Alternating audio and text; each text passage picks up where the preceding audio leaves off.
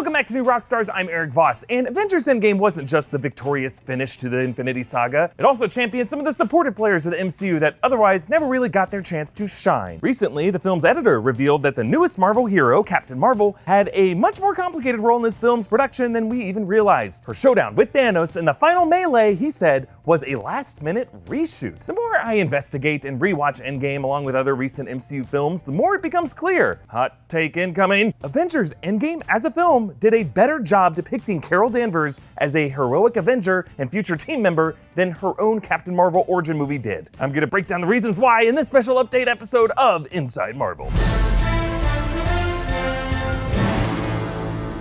Look, this is nothing against the Captain Marvel film. It was a story I really enjoyed, particularly for the ways it connected the dots in the MCU with the Tesseract, Nick Fury, and the origin of the Avengers. But Brie Larson as Carol Danvers, for me, went through that same awkward introductory phase that Chris Hemsworth did in the first Thor, in the way that Thor's true potential is only opened up in the team dynamic of the first Avengers film. So too, in my opinion, did Captain Marvel's in Avengers Endgame. Now, the odd thing to acknowledge was that Brie Larson shot most of her Endgame scenes before production on Captain Marvel began. She has described how her entire character development process was backwards and super secretive. When she shot the Captain Marvel post-credit scene, she was on a green screen set alone, having no idea what movie she was shooting for, how many people were in the scene with her, just being told to look at spots on the wall. Behind the scenes footage of her shooting Endgame is hilariously oblivious too. Yeah, does it look cool or? Doesn't feel cool, but if it looks cool, that's what matters. Larson's words here reflect a truth about these Marvel films. More than other films, these actors are contributing chunks to a bigger picture that's really being painted in a whole different room by directors, editors, and VFX artists. Endgame's editor, Jeff Ford, revealed recently that Captain Marvel's arrival smashing through Thanos' ship was in the script from day one, but her fistfight with Thanos at the end was put together in reshoots. This actually could have been shot after the Marvel Studios team had seen what was being put together for the Captain Marvel film. Even though these Captain Marvel reshoots in Endgame were assembled during a chaotic production period for Larson, the finished product in Endgame is actually a version of the character that really hits the nail on the head. Thanos, for the first time in this Endgame final battle, terrifyingly slips his hand inside that Stark gauntlet, ready to end it all, rip the universe to shreds and start over. But in the last possible second, Carol dives in there, installs him, gets in a few good wallops and enduring a headbutt. But honestly, my favorite part of this brawl is the way it ends. Thanos yanks a Power Stone out of the gauntlet and uses it to punch Captain Marvel out of the movie. Brie Larson even includes this great look of wow right before it happens. In doing so, this character endures a rite of passage that every Avenger must face. They gotta take a ridiculous hit. Well, before I continue, thanks to The Ridge for sponsoring this episode. The Ridge makes everyday goods to a standard you don't see every day. They streamline your life by turning the things you carry, like backpacks and chargers, wallets, into tools for better living. Their flagship product, the Ridge Wallet, was launched on Kickstarter in 2013 and now sits in the front pockets of over 500,000 men and women. I once saw the world from a lopsided angle because I've had a stuffed wallet propping me up like I'm a puppet. Then I swapped it out for this front pocket Ridge Wallet, where it sleekly contains all my cash and my cards. This is their aluminum wallet in the raw color. They have other colors, including some very flashy tiki designs. It's light, it's strong. It has this cool industrial chic vibe. I don't know what chic means, but this is chic. The Ridge is a minimal front pocket wallet that is designed to streamline what you carry every day. It has 30,000 5-star reviews, and it is a better way to carry your cash and your cards. There's a lifetime warranty if you love it, and free returns if you don't. And it comes in titanium, carbon fiber, aluminum, and over a dozen different styles and colors. We also got their weatherproof commuter backpack that comes with a shock-resistant laptop holder and a hidden RFID blocking pocket. Get 10% off today with free worldwide shipping and returns by going to ridge.com/newrockstars. That's ridge.com/newrockstars and use the code newrockstars. Find the link in the description below. See, in screenwriting, there is a maxim called saving the cat, in which you show a hero performing a small ancillary heroic task early on in the film to convey that they are an inherently good person that we can get behind. Now, in the MCU, we should call it hitting the cap. I can do this all day.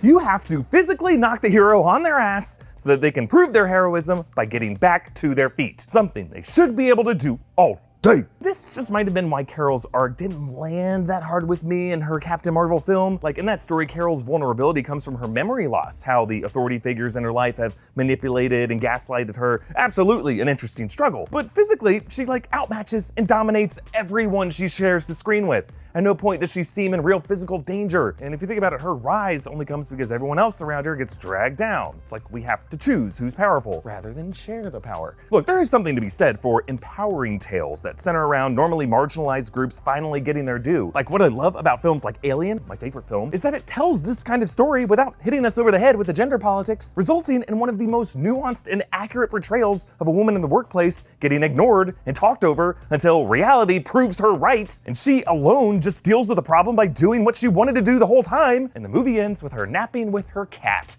It's perfect. Ripley's struggle in Alien is both specific to her gender, but also a situation that everyone can relate to. And her power is discovered. It was there within her all along, but it's activated by circumstance. By contrast, Carol Danvers' power is like accidentally spilled on her, never really earned. And while I'm sure some audiences can watch her rise and be like, yes, finally something for me, that reaction comes at the expense of everyone else not really having empathy for her struggle. Which is why I'm so grateful for the way the character is portrayed in Endgame. And it's not just because she gets walloped into space. Endgame Carol Danvers is still confident, as any badass former pilot should be, but that confidence is aimed at helping other people and being part of a team, rather than like dunking on everyone in sight. She rescues Tony Stark. She's the first to march off into battle and get revenge against Thanos when they find out where he is. She doesn't flinch when Thor summons the hammer past her face just to test her, kind of a dick move.